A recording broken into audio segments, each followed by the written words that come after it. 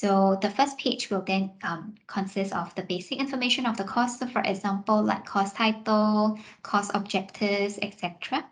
Okay, yeah, all this. Okay, and then do note that you may want to inform your training providers.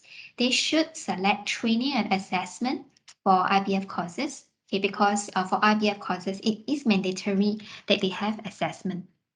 So there will also be such guiding text within the course application to make sure that training providers select the correct option.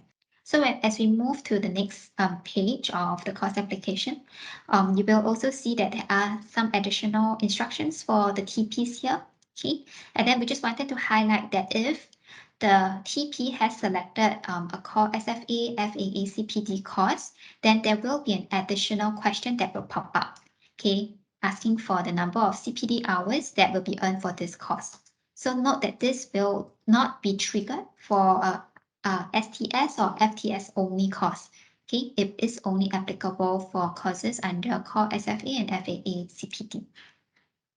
If the TPs would like their course to be considered for Skills Future credit, then they can select yes. Okay, and if let's say the officer approves for this course to be SFC eligible, then trainees who sign up for this course will then be able to use their Skills Future credit to pay for the net fee amount. Okay. So they now can just select this within TP Gateway. To the next page on skills and industry relevance. Okay, do note that for IBF courses as well, there is an additional field that we have added to the course application. If the TPs selects financial services as a sector, there will be an additional field that pops up for them to select the subsector. Okay. And then as I scroll down to the second part of this page, okay, then they will need to map their course to the different skills. Okay, so do note that for IBF, it is also mandatory for them to have at least one skill indicated. When they go on to the next page, they will have to indicate the course admin as well as the adult educators information. So for IBF course, noted that currently the process is that the trainers need to possess both industry as well as training experience. But within TP Gateway, we actually do not have fields for the TPs to indicate the trainer's industry experience. Okay, so with this, the TPs will actually have to continue to declare this experience in this fit and proper form that the TP should upload as a supporting documents of this course application. So this is the supporting documents page. So similarly, there is also a checklist that the TPs can refer to and make sure that they actually upload the correct supporting documents based on the different program types, the different agency that transacting with under the supporting document page. Okay. So if let's say they have submitted both organization registration and a course application, then it will, instead of like two different payments, it is a consolidated one. So they just have to make payment once. Okay, and then of course there will be a breakdown of the fees, like how much is the course application and how much is the organization registration. And once they have made the payment, there will be this application acknowledgement. Okay, to just let them know that this is the application reference number, and then they can check their notification inbox for any further details or updates to this course application. Okay.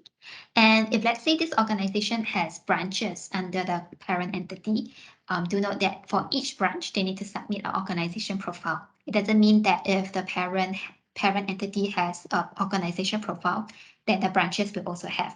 Okay, it's not the case. Each branch must have their own registration or must have their own organization registration profile. And also, because this is a joint application, organization and course application done together, it doesn't mean that once the organization profile is processed by the officer, then the status here will be processed. Okay, for this kind of joint applications, the system will track, okay, only when both org profile and the course application are already approved, then the status will be updated as approved. If not, then it will continue to stay as processing. So that was the organization dashboard. When they come to the course one, similarly, they will see the same thing, the application reference number here, and then the status as processing. And then if let's say the TP has too many course applications, they can also filter to check, to find the course application that they're looking for. Okay, so now what happens is because this TP has submitted the organization registration and course application, okay, it's done.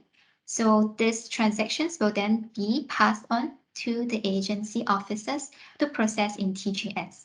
Okay, so this portion will be further touched on. So when they go to their organization profile and select the one under IBF, this profile will then have, it's not empty anymore. There will be some information here.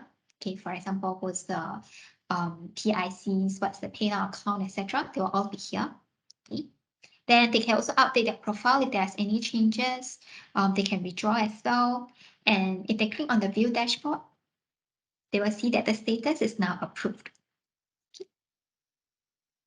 Similarly for courses, earlier on the course application was actually under the submissions tab, but because it's now approved, TPs will be able to see them under the course listing tab.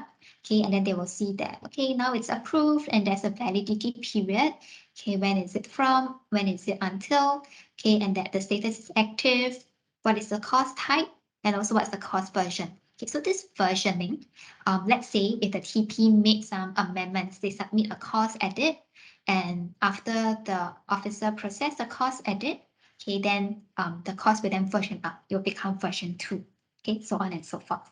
Okay, but as a start, it will be version 1. So for any existing IBF TPs who have courses in IBF portal, all these courses will also be migrated over to TP Gateway on 10th of October. So actually for existing TPs, when they log into TP Gateway on 10th of October, they can straight away see that they have an active organization profile under IBF. And at the same time, they will also see like all their courses being listed under course listing. So you will notice that there is this like 3 dots that they can click on as well. So there is this drop down that they can select. They can edit the course, they can renew to extend the validity, or if they have a course similar one and they want to just duplicate the course application details, they can also click on the copy option. Then they have less fields to fill up for their course application.